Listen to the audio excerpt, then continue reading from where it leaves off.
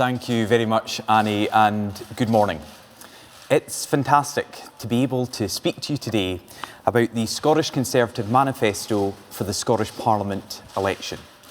It's a positive policy programme focused on rebuilding Scotland after the worst year that many of us have faced in living memory, on delivering an economic recovery that stops widespread unemployment and creates good jobs and growth in every part of our country, on supporting our education system to catch up every single pupil from a year of disrupted schooling so that we don't face the prospect of a COVID generation left behind, and funding our NHS to get through the backlog of a year of delayed operations.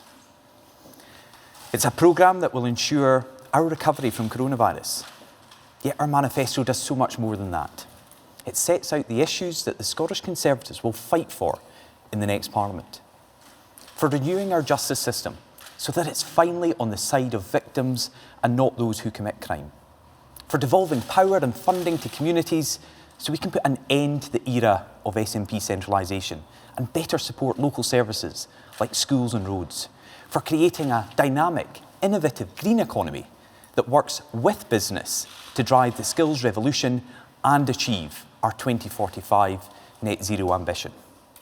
And so much more, with our manifesto setting out 15 major bills that we would look to take forward and pass through the Scottish Parliament, working to rebuild our country, using the powers of the Scottish Parliament to their maximum, rather than complaining that they're never enough.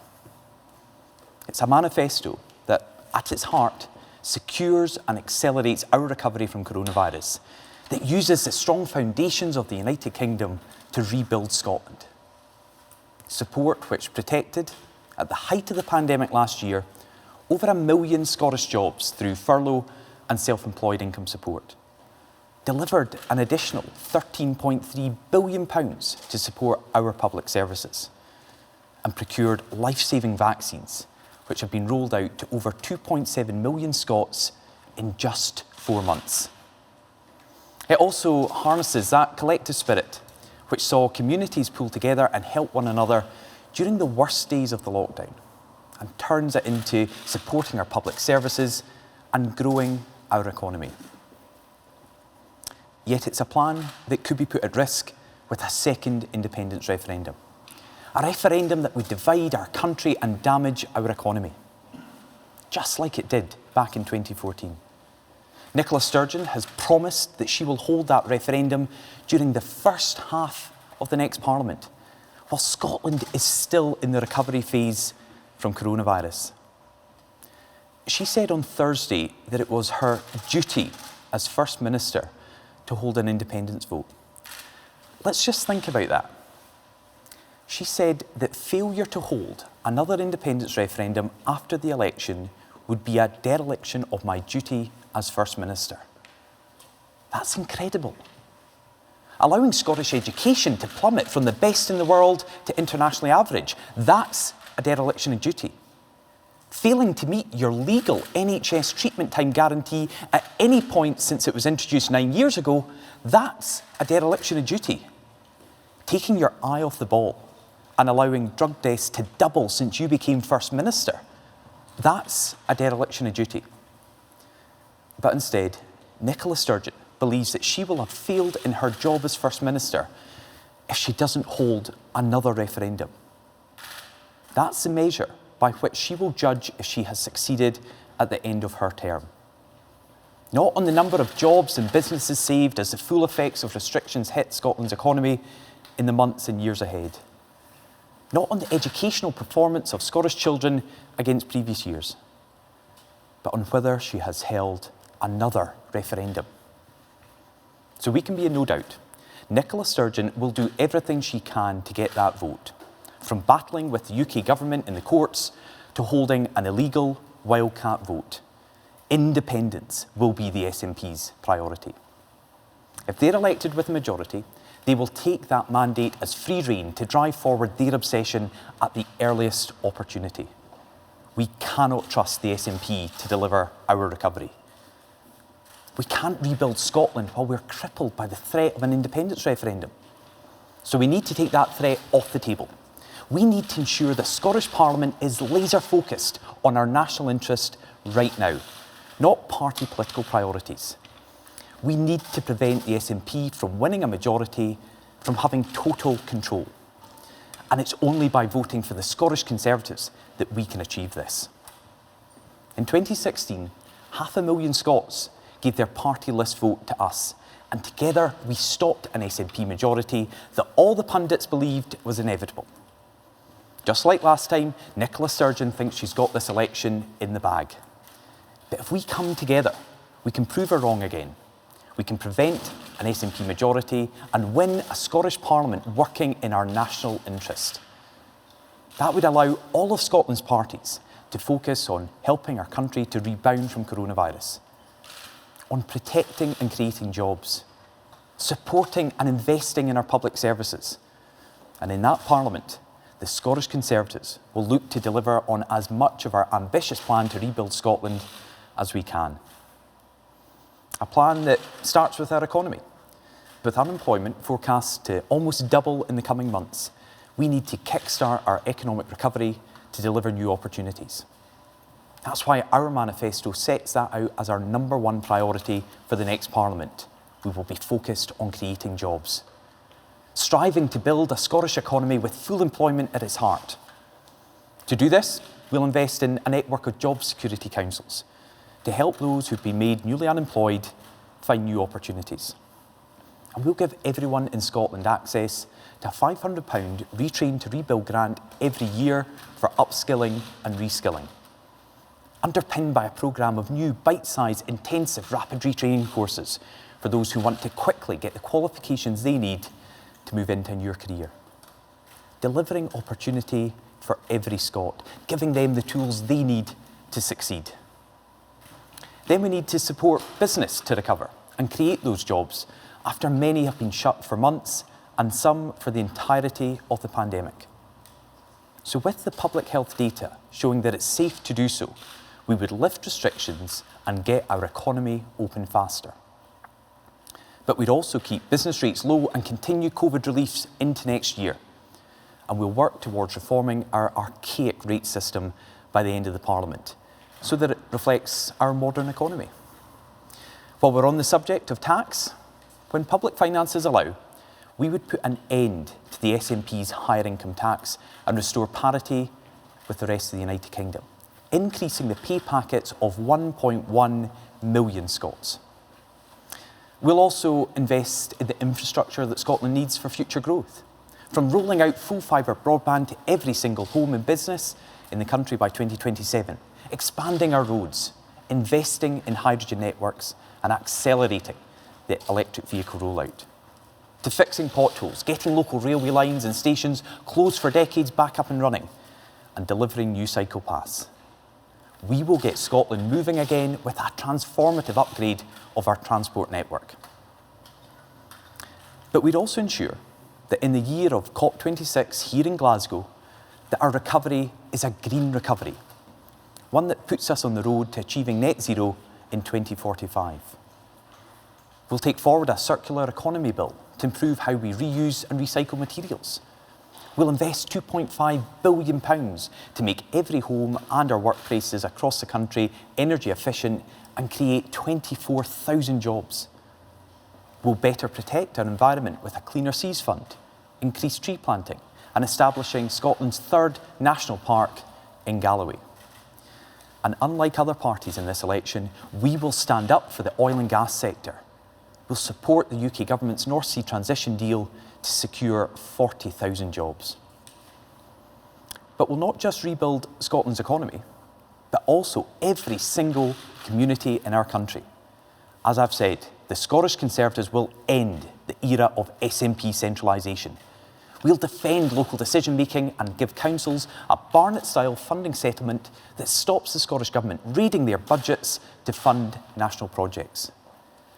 Protecting our schools, our local roads, community buildings and bin collections. We'll support our high streets and town centres to recover from this pandemic, with tax breaks and scrapping parking charges. We'll roll out a programme of community investment deals worth £25 million each, and a national public garden strategy while protecting green belts. We'll make it easier and cheaper to buy a house by building 60,000 affordable homes, reinstating Help to Buy and cutting the tax on every single home purchase by up to £2,100.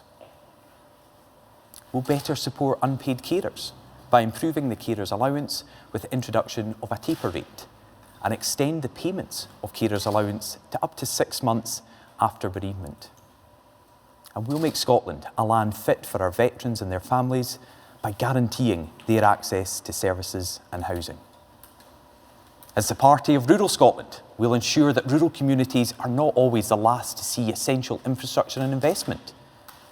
We'll work with farmers to design a new payment system, one that puts supporting them to farm at its heart. And we'll crack down on rural crime and increase fines on littering and fly tipping, and use the increased income to support clearing up and enforcement. Then there's our National Health Service. The NHS has always been an important part of our society, but over the last year we've had to rely on it and the amazing staff who work there like never before. So, to thank our NHS, we would deliver a record £2 billion increase in its budget over the next 5 years, and give an additional £600 million this year to medical professionals for tackling the backlog of operations and treatment. Going forward, we'll put local treatment back at the heart of our health service, with a presumption against centralisation and the closure of services that communities rely on. We'll increase the proportion of the NHS budget that's spent on GP and mental health services, so that we can really better respond to the current demand for healthcare and reduce the pressure on the overstretched A&E departments. We'll double funding on sports to get Scotland back in shape after a year of lockdowns and restrictions. And highlighting just one sport, a little selfishly I'll admit, we'll back the UK bid to host the 2030 Football World Cup and stretch every sinew to get the final played in Glasgow.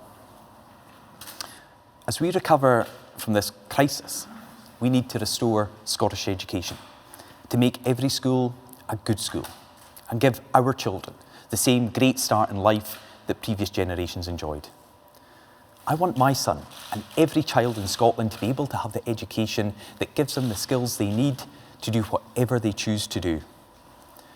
One that recognises that success comes in all shapes and sizes, and that achievement means something different for every child.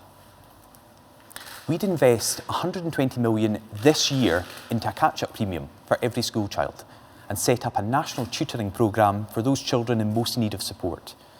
And over the Parliament, we will give £1 billion directly to schools for tackling the attainment gap. To end the SNP's cuts to teacher numbers, we'll recruit an additional 3,000 teachers. We would allow every primary school child a free school, lunch and breakfast, because as the son of a school cook, I know of the importance of a nutritious meal on a child's learning. And we would roll out wraparound childcare to allow kids to take part in exciting out-of-school activities and support their parents to keep a full-time job when their child starts school. However, while we focused on our recovery, we cannot ignore the massive problems in our justice system. Issues that have got worse with an SNP government that has taken a soft-touch approach on tackling crime, with violent crime increasing by 49% since Nicola Sturgeon became First Minister. So the very first bill we would introduce in the next Parliament would be a victims' law, one that strengthens the rights of victims and their families, and one that would abolish the not proven verdict, giving both the accuser and the accused proper closure. We would end automatic early release, introduce whole life sentences, and remove the right of prisoners to vote. We would back our police with the resources that they need to ensure that we get more officers on our streets. And we will stand up for free speech by bringing forward a law to repeal the Hate Crime Act, putting an end to the most controversial piece of legislation in the history of our Parliament. Now that's just a short overview of the many policies that are contained in this manifesto. A manifesto not just to rebuild our country from the coronavirus pandemic, but also begin to undo the damage of 14 years of SNP failure. We can achieve all of this and so much more over the next 5 years. In a Scottish Parliament focused on our national interest, parties will be able to deliver on their programmes by working together to rebuild Scotland. Yet we will have none of that if the SNP win a majority and take us through another divisive independence referendum. We need to get on the road to recovery. We need to ensure that we don't leave behind a lost COVID generation and that we heal the damage that this pandemic has done to our economy and society. We need to choose to rebuild Scotland now. And the only way to do that at this election is to vote Scottish Conservative with your party list vote on the 6th of May. Even if you've never thought of yourself as a Conservative or have never voted for us before, only the Scottish Conservatives have the strength across the country to stop the SNP from winning a majority and wrecking our recovery with a second referendum. Labour and the Liberal Democrats believe they could just wish away the threat of a second referendum, that after the election, Nicola Sturgeon and the SNP will just give up on their lifelong obsession. We know that the Nationalists would never do that. We offered to work in good faith with other parties, but they're intent on ignoring the elephant in the room. Anna Sawar and Keir Starmer won't even say if they'll oppose an independence referendum the day after the election. The same old Labour, unwilling and unable to stand up to the Nationalists. So it falls on us to take the fight to the SNP, to say no to their plans to wreck our recovery, to get our Scottish Parliament 100% focused on the task of rebuilding our country after the pandemic. We can do this together. If pro-UK voters unite behind the Scottish Conservatives, then we can stop an SNP majority. We've done it before. So let's come together. In the national interest, let's keep our country united and focused on the task at hand. Let's get on the road to recovery and not allow the SNP to divert us with another independence referendum. Let's move Scotland on from the damage of coronavirus and the division of the past decade. Let's secure our recovery and rebuild Scotland together.